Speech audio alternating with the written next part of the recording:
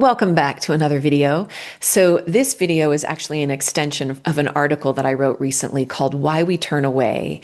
And in that article, I talked about the innocence of how we've all been trained to run away from experiences we don't like, right? So often when we're experiencing anxiety or frustration, or patterns of overthinking or patterns of disappointment, right? These experiences that we don't like, we tend to, our first response is like, get rid of this. How do I get rid of this? How do I make this go away? Because I want to feel better. And this video, that article and this video, is really pointing towards something different, which is what is possible when we actually turn towards what's present in real time, when we turn towards the discomfort, and how often when we do that, it points us back to deeper connection to our truth and our wholeness. So if you haven't read that article, I recommend that you do so. You can click the link in the comments below. It's just going to give more context to this conversation. I'm Amber Chris, by the way. If you aren't familiar with me, I'm a coach, I'm a spiritual guide. I help people live more in alignment with their truth. Oftentimes that looks like less striving, less hustle, softening, and living more in grace and taking effortless action through inspiration. This video, like all my videos, I treat as if we're in the same room together. It's not edited, it's not polished. It's very, what wants to come through is what comes through and is delivered. Of course, it's based in my experience and my understanding of this journey of being human thus far. That could change down the line, who knows? But the invitation is really to receive this as the offering that it's designed to be, and to open your heart and to open your mind, to let your curiosity guide you, and then take in what resonates and let go of what doesn't, and be curious about both. And so I think where I want to start in this video is speaking to, most of us live in a culture that has really prized the intellect. We go to the mind, we go to our thinking to problem solve, to figure out. And that has been really rewarded in our culture. And the voice of intuition has been more quiet, right? It's like the mind and its thinking mode is very loud, and the whispers of the intuition are very soft. And I think intuition comes in a lot of different ways. Sometimes it can come in through the mind, but a lot of times it comes in through the body's wisdom. And we often, in our upbringing, learn to disconnect from our body's wisdom out of survival. That is something that I speak to really clearly in that article. I'm not going to go into great detail about it now. I am going to use this board to help highlight. So what happens in our upbringing is, so our nervous system, the autonomic nervous system, is that just constant surveillance system that's always monitoring our environment, completely unconscious to us, for are we safe or is there a threat? And the nervous system sends up signals to the brain, and then the brain makes its interpretation, the left brain makes its interpretation and goes from there. The reason I think this is really important is two things. One is current life, present day time, there is this sort of back channel connection between your body and your brain.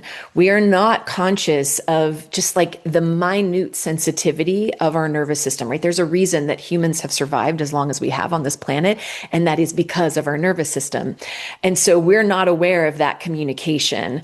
And so the mind, just by nature of the intellect being so prized, is really often driving our self-care, our response. And it is trying to save us from experiences like the body wisdom, the body sensations that feel too overwhelming. And here's another example. In our upbringing, at some point in time, I would say our system got flooded, right? Our system got scared. And that's when we went to the mind and we said, right, like, I'm scared. I don't know what to do. And then the mind stepped in and is like, I've got this. I'll make sure you don't experience this ever again. And so in that moment, what we really do is cut ourselves off from our bodies.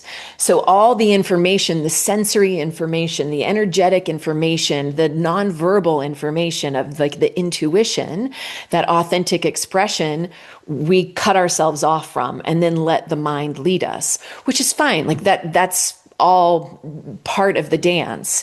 And what I'm highlighting in this video is how that works and a different way to go about responding to it. So for example, I where all this came from is I had my first class weekend for the School for Humaning Well, and it was so clear that the students were aware of patterns that they wanted to get rid of. So like patterns of anxiety, patterns of urgency, patterns of feeling unworthy, lacking confidence, patterns of overthinking, patterns of bracing, patterns of physical pain. And so it's like as these areas became more present, the response, the first response for everyone, and probably myself included, is how do I get rid of this? How do I get rid of this? And that what's happening in that moment is that's the mind taking over. Oh, this experience is a threat. So how do I save you from this experience? And so what the mind does is it takes that sensory information that we're not privy to, that we're not aware of. And then it's like, oh, and it looks out in the world for the reason why we might be feeling this way. And then it says, this is the reason. Here's what you need to focus on. You need to get rid of that, or you need to improve that, or you need to, right? It's like, that's the thing that it does.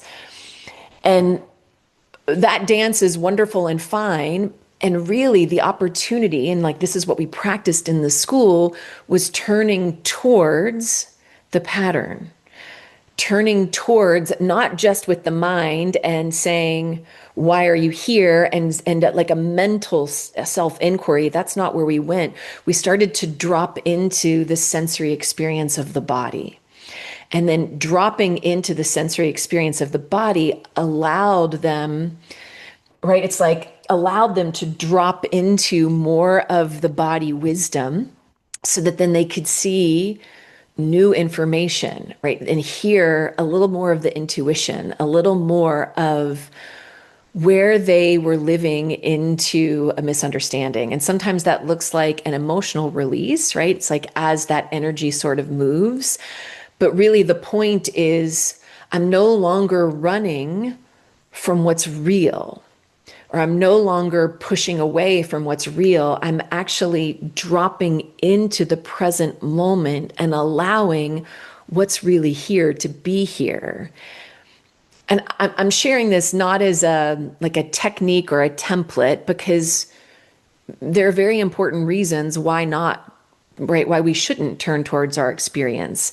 If your system got too flooded at some point in time and that experience feels very, very, very unsafe, you don't want to force yourself to turn towards it, right? So this is really, it's not like 100% of the time. It's really using your own, trusting your own wisdom around when it's right for you.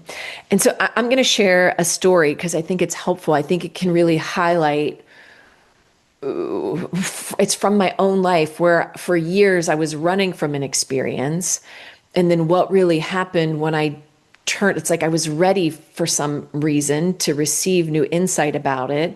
And then what happened when it resurfaced in my life again. And so the pattern for me was migraines. Back in 2009, I started getting migraines and I had no idea why. I didn't know what they were. I had one for 3 days and finally took myself to an urgent care and they were like, this is a migraine, because I didn't know. And they were so painful and they were so debilitating. I would get like 15 a month. And so what happened was at the level of consciousness that I was, it was really like, how do I get rid of this? Migraines are a problem. These have to go away. And so I started, that was the mind taking over, right? Like, what's the reason for this? How do I find the reason for these migraines so that they can go away? And so on the physical level, I went to like the allergist, the hormone specialist. I went to Rolfers.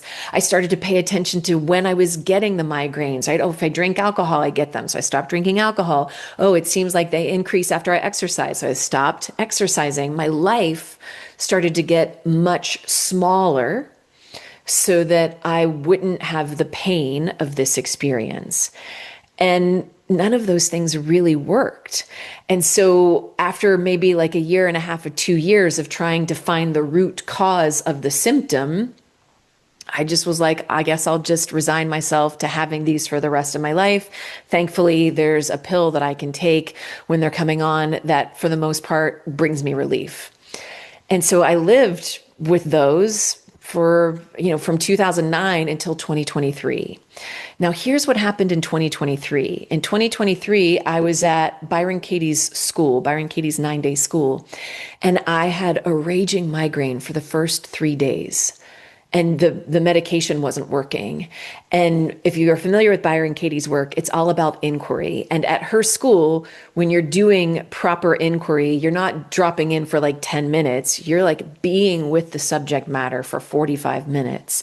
And so the belief that I worked with in that moment that felt so true and so real and had such collected evidence over the years was, these migraines are robbing me of my life. Right? My migraines are robbing me of my life. And I could have listed all the ways that was happening, right? Because I just started to live so small. And then as I went through the work, as I went through her process, I started to see new things, right? And that to me is an example of, I wasn't in a place of judgment. I wasn't in a place of resistance. I was really like, it's time to look at this. I think I was probably frustrated and also desperate. And it's like, by dropping into the present, I started to see things that I hadn't seen before. I started to see how I had this hypervigilance pattern that I wasn't aware of, right? It's like I'm sitting in the room doing this self-inquiry, and a part of my brain is thinking about what I'm going to eat for dinner and what I'm going to wear tomorrow and what I need to get done before X, Y, and Z, right? Like just constantly planning and preparing for the future so that I could be safe. So that hypervigilance pattern, it was running in an unconscious way that I hadn't seen before. And so it showed up because I slowed down and dropped in to receive the information. The other thing that showed up in that moment was, I really saw how so much of my patterning was to be pleasing and to be likable. And part of what came with that was not having needs. So it's like, if I needed to go to the bathroom, I would just hold it. Or if I was hungry, I would just wait because I wanted to be liked. For example, if the partner that I was assigned with or had for the lunch, over the lunch experience, if they weren't hungry at the start of lunch and they were like, hey, let's eat late, and I was hungry, I would just go along with what they did because that felt safer, right? It was like this, being agreeable is safer. And when I had the migraines, I had a reason to have needs. I had a reason to not show up to the evening session. I had a reason to take a nap. I had a reason to take things off of my calendar. So in a way, where I landed was, the migraines are actually saving me in my life. And there was something about having that unconscious material be seen that I started, it wasn't through effort. It was just like having those insights drop in and seeing them more clearly automatically had me take different action and respond differently. And then what was amazing was, from that point forward for a long period of time, from 2023 until mid 2025, my migraines went down to like 2 to 6 a month from 15. So to me, it's like the body was giving me feedback around these like safety patterns that I had going on and how I was ignoring my needs through the migraine. But I hadn't I didn't know that. I didn't know to turn towards them and receive feedback, like even greater feedback. They just felt like punishment prior to that. And I was really living inside of that construct until this awareness came online. Now, fast forward in like mid 2025, I started to get more migraines again. And that was, if you've had an experience and then it goes away and you're like, oh my God, I healed that. That's amazing. I don't have those anymore. Well, so in 2025, when they came back, it was kind of confusing. It was like, wait a minute.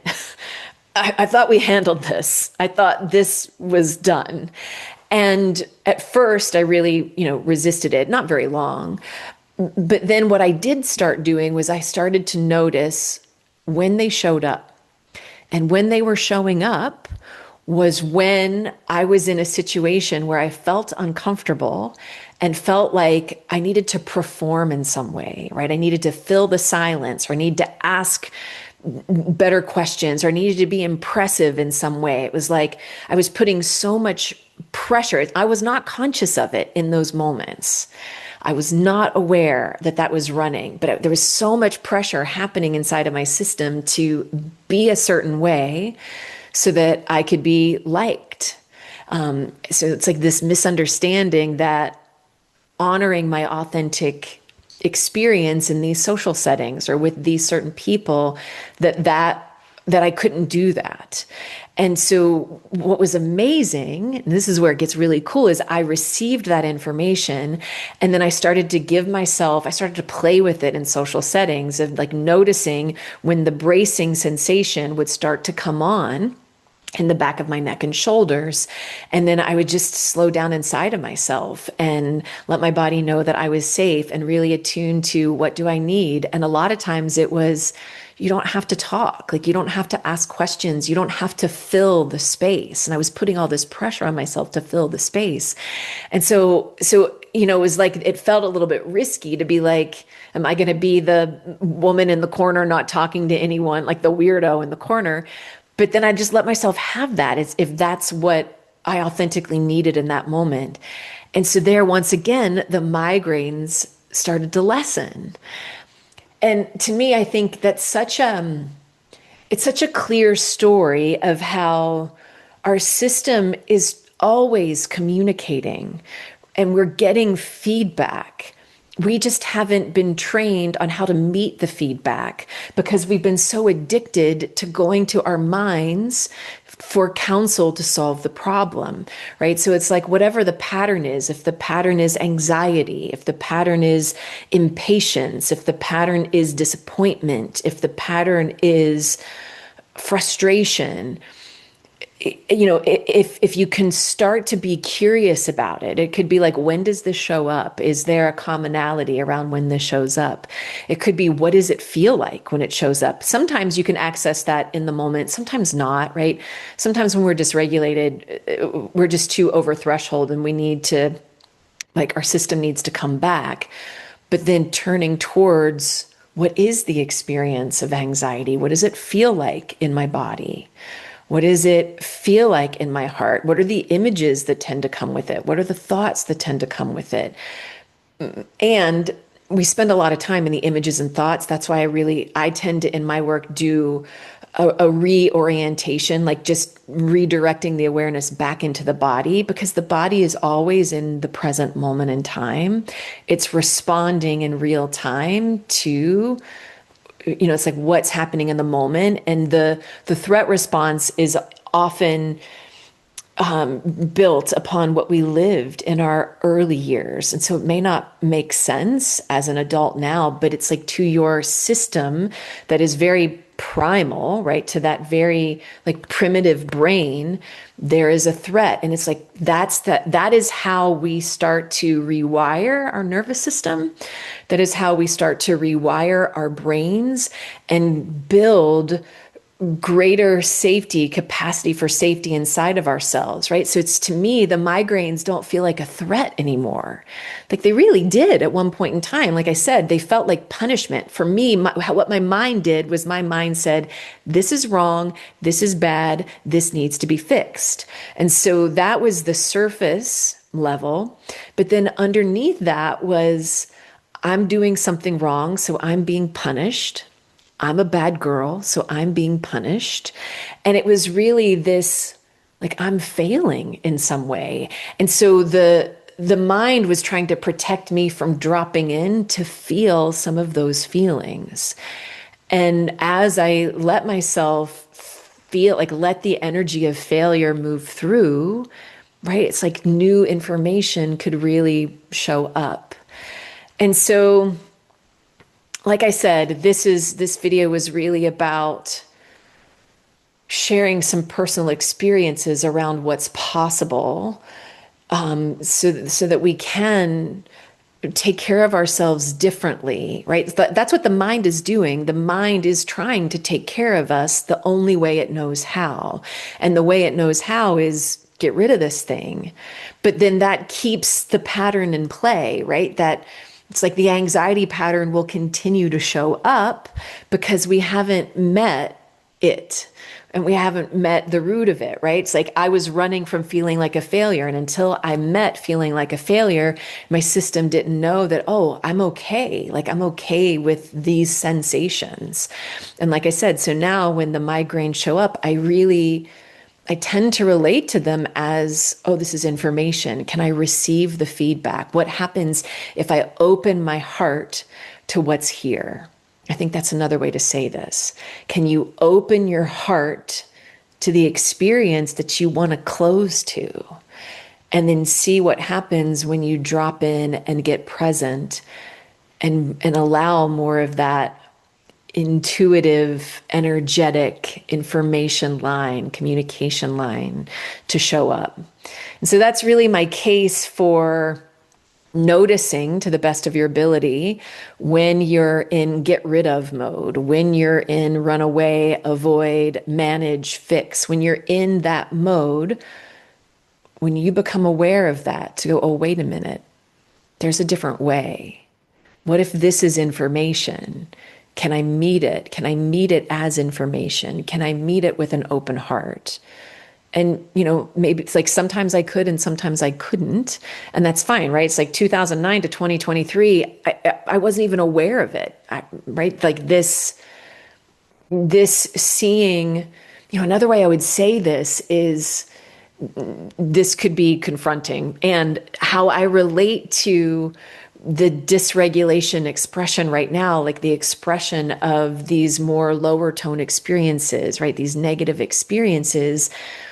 I kind of see them as like, first of all, it's not personal, right? It's like that's an expression of energy and the way the energy wants to move through this container. And in this container, I'm okay. And this expression is like the weather, right? It can just, have the thunderstorm, knowing that the thunderstorm's going to go away and a sunny day will be here, right? So there's more understanding that experience is always changing. I don't have to hold on to an experience. I don't have to avoid an experience. There's more flow in me now for that. And that has occurred by turning towards.